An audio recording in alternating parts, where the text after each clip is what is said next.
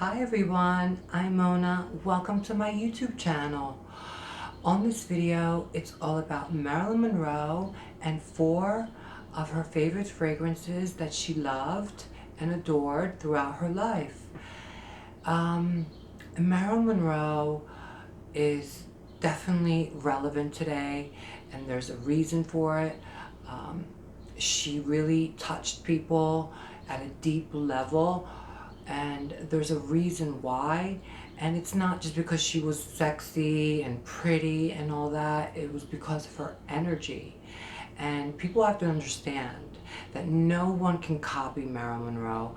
No one can be the next Marilyn Monroe, unless you have her soul in you, of course, which I've been told I do, believe it or not, by 3 astrologers, 2 Kabbalah teachers, and I've had many, many strange synchronicities and connections to her um, throughout my life that I really don't want to talk about on this video, and maybe one day I will reveal um, my connection to her.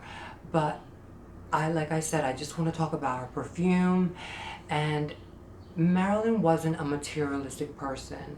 She can care less about fashion and material things. She was a simple, she wasn't simple, but she liked simple things. But her most extravagant purchases that she would splurge on was perfume. And I've met people that knew her, and they all said that she smelled amazing. Also, I read that she had like she would hoard perfume, and she had hundreds of bottles at once. So um, that's another weird connection I have to her. And also, me and her have the same exact taste when it comes to fragrances. And 3 of these perfumes I never knew she wore until way after I started wearing them, which is another connection I have to her. And believe it or not, out of all of our 5 senses, our sense of smell is the most purest and connects us most to the upper worlds. Our eyes can be deceived, and so can our touch and taste, but our noses cannot, you know? So um, it's it's a sense that we really take for granted, is what I'm trying to say.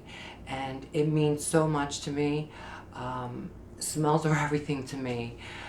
If I smell something unpleasant, I mean, it really affects me more than seeing something unpleasant, for sure. Because smell, we take it in. It's something you literally take in, you know? And the first perfume we're going to talk about is Chanel number 5 by the House of Chanel. This was released in 1921, and it is, till this day, probably the most successful and most famous perfume to ever, ever, ever be created. And I know for sure that a lot of that has to do with Marilyn Monroe's connection to it.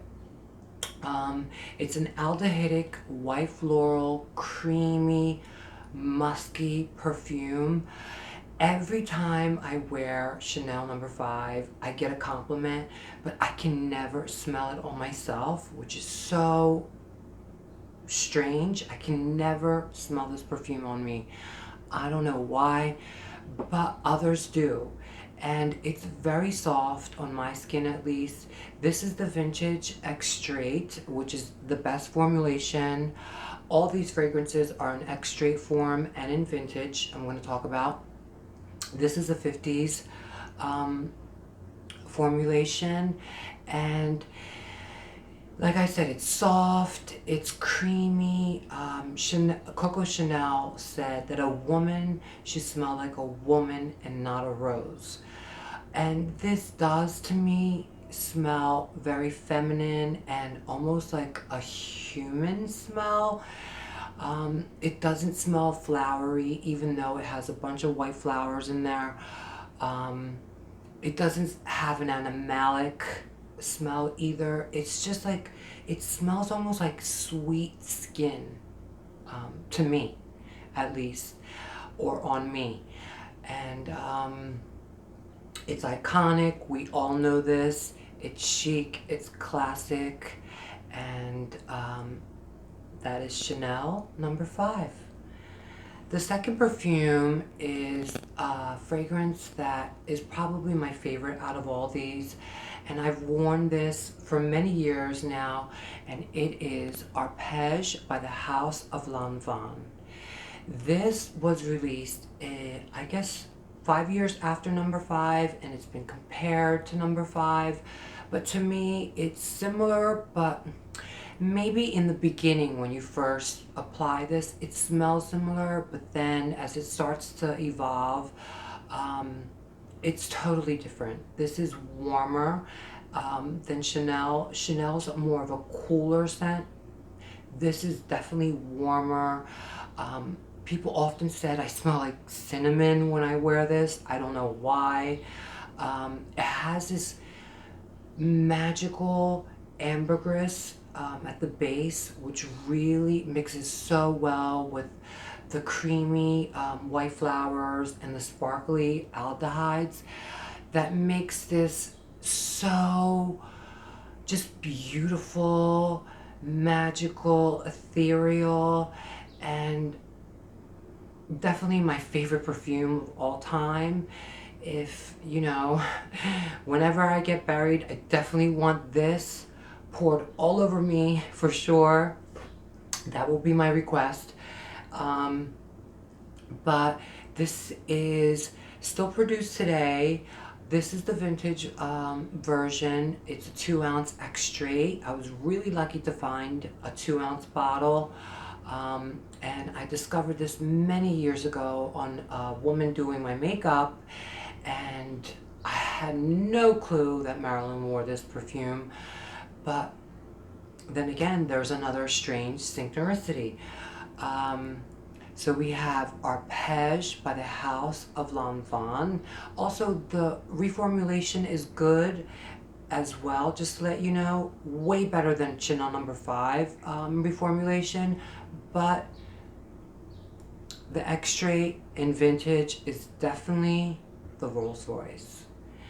The third fragrance is probably the most iconic floral perfume ever, and it is Joy by Jean Paul. This perfume was released in 1930, and it was coined or considered the costliest perfume in the world. And Marilyn Monroe loved Joy, but she only wore it on special occasions, and she would also hoard and like have a stash of this. It's a very rosy, excuse me, indolic jasmine, musky perfume. Some people say it's a little bit too indolic, but on me, it's just refreshing. It brings me joy when I wear it. It's very sophisticated, classy, chic, and elegant, and of course, very luxurious. And there's something really magical about Joy by Jean Paul.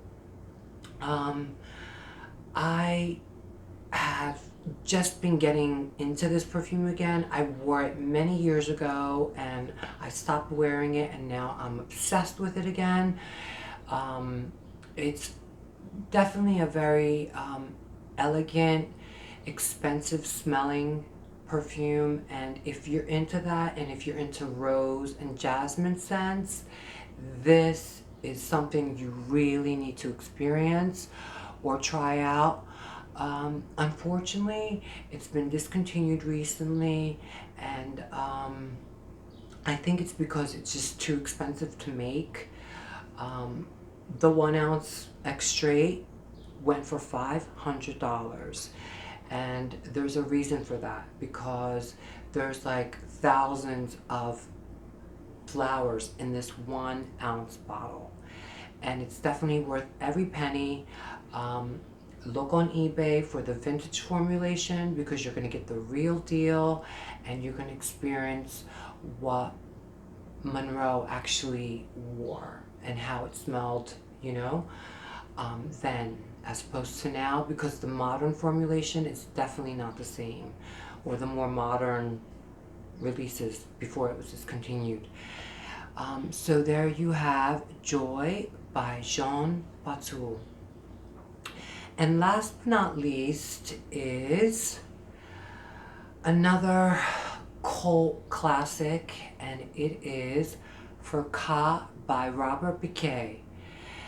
This is a va-va-voom bombshell perfume for sure. It's considered the mother of all tuberose fragrances. This is a 1970s extrait formula, and I've been wearing this perfume since I was 16. I discovered it. I read this article about it in Vogue magazine, and many years ago. I was, like I said, 16, and I was like, whoa, what is this fracas or fracas? And I remember living in Philadelphia and going to this perfume shop in Center City, and they had it, and then when I first smelled it, I fell in love instantly, and it was my signature scent for many, many, many years. My brothers always said I smell like the beach when they were around me, and I still have so many wonderful memories about this perfume, and I love it. It has a more sunny tropical feel because it is tuberose, but there's no coconut like most tuberose fragrances have today. It's just more flowery and a little bit animalic at the base, but it's translucent, it's not cloying, it's not like it doesn't hit you in your face, even though it's a very strong perfume, because like I said, it's translucent, and that's what makes this so special in my eyes. I love Fracas. I will always have this in my fragrance wardrobe, and I can totally see Marilyn Monroe wearing this. And this is another scent I didn't know she wore, and I found out about her wearing this when I went to Serendipity here in New York City, and the owner told me that Gloria Swanson introduced her, not Gloria Swanson, Gloria Vanderbilt, who was friends with Marilyn, and the owner of Serendipity, Bruce, who knew Marilyn, said that she always wore this after she smelled it on Gloria Vanderbilt, and he actually told me that she wore Arpeggi as well. So, and he calls me Marilyn. Every time I go in there, he seats me in Marilyn's table, and he always calls me Marilyn, and he tells me the craziest stories about her, but it's kind of another connection I don't want to get into, but that is Fracas by Robert Piquet, and this definitely has a cult following till this day, and the reformulation or the modern formula is really good. Not as good as the vintage, but definitely not bad. So there you have it.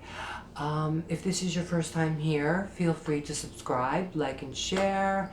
And I dedicate this video to all of Marilyn Monroe's fans, and to Monroe herself. Her spirit, her soul is definitely tickled by all the love she still receives in this world.